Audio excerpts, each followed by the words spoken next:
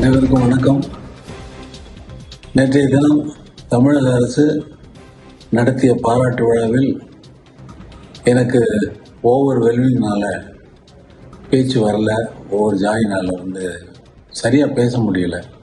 உள்ளத்தில் நினைப்பதெல்லாம் வெளியிலே வார்த்தையாக வருவது என்பது அந்தந்த நேரத்தை பொறுத்தும் சூழ்நிலையை பொறுத்தும் அமைகின்றதுதான் ஒவ்வொரு நேரத்திலும். ஆனால் நேற்று என்னவோ எனக்கு என்ன சொல்வது என்று தெரியவில்லை. அவ்வளவு ஆனந்தம்.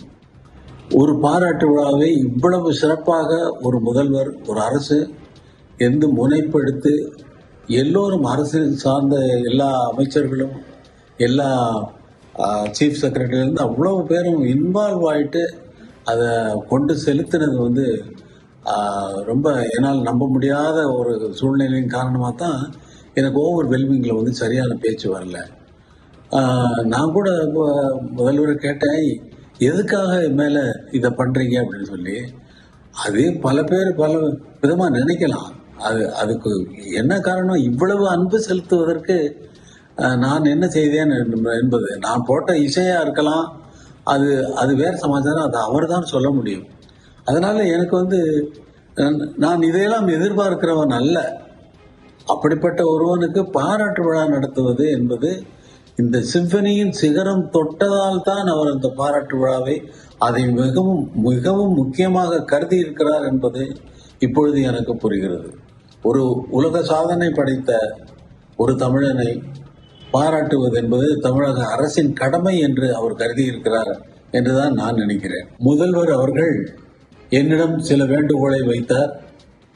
அதை சங்க தமிழ் பாடல்களை அவர் வரிசையாக சொன்ன அந்த நூல்கள் எனக்கு கூட தெரியாது. 18 14 நூல்கள் அத்தனையையும் அவர் மனப்பாடமாக அல்ல, இயல்பாக அவர் சொன்னது எனக்கு மிகவும் வியப்பை அளித்தது. அதற்கு நான் இசையமைக்க வேண்டும் என்று அவர் சொன்னது, உங்களை தவிர வேறு யாரும் அதை செய்ய முடியாது என்று நான் நம்புகிறேன் என்று அவர் சொன்னது எனக்கு மேலும் மேலும் ஊக்கத்தை அளிக்கிறது. அதை நான் கண்டிப்பாக அவர் வேண்டுகோளை நான் நிறைவேற்றுவேன் என்று இங்கே சொல்லிக் கொடுக்கிறேன். மற்றபடி விழாவில் எந்த ஒரு குறையும் இல்லை. இந்த நிகழ்ச்சிக்கு சூப்பர் ஸ்டார் ரஜினிகாந்த் அவர்களும் உலகநாயகன் கமலஹாசன் அவர்களும் வந்திருந்து விழாவை சிறப்பித்தது விழாவிற்கு மகுடம் வைத்தவர் போல. ஆனால் விழாவிற்கு வந்தவர்கள் சிம்பனி எப்படி இருந்தது என்றும், அல்லது எங்களுடைய திரையுலக வாழ்க்கை 50 வருட வாழ்க்கை எப்படி இருந்தது என்றும், அதில் நடந்த சம்பவங்களை பற்றியும் சொல்லாதது எனக்கு ஒரு சிறு விஷயமாக இருந்தாலும் அது ஒரு விஷயமாக எனக்கு பட்டது. ஆனால் அவர்கள் ரசிகர்களுக்கு மிகவும் சந்தோஷமாக இருந்திருக்கும்.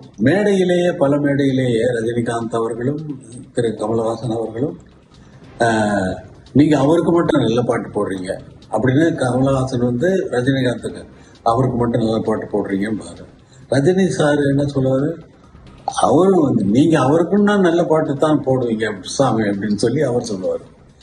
ஆக இதிலிருந்து இது என்ன தெரிகிறது என்றால், 2 பேருக்கும் நல்ல பாட்டு போட்டிருக்கிறேன் என்பதற்கு அவர்கள் இருவருடைய வார்த்தைகளே சாட்சி. ரசிக பெருமக்களும் வந்திருந்த அனைவரும், எல்லா துறையை சார்ந்தவர்களும், சினிமா துறை, பத்திரிகை அன்பர்கள், அரசு அமைச்சர் பெருமக்கள், மற்ற முக்கியமானவர்கள், இவர்களெல்லாம் அவர்கள் இந்த சிம்பனியை பார்த்தது, எனக்கு கேட்டது, பார்த்தது எல்லாமே மிகவும் மகிழ்ச்சிகரமான விஷயம்.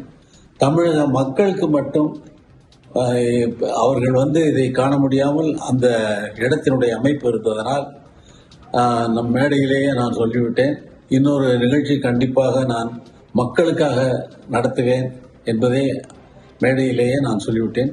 அது கண்டிப்பாக நடக்கும். மக்கள் அனைவரும் அதை எதிர்பார்க்கலாம். அந்த நாளை நான் மிகவும் அவளோடு எதிர்பார்க்கிறேன். அனைவருக்கும் வணக்கம்.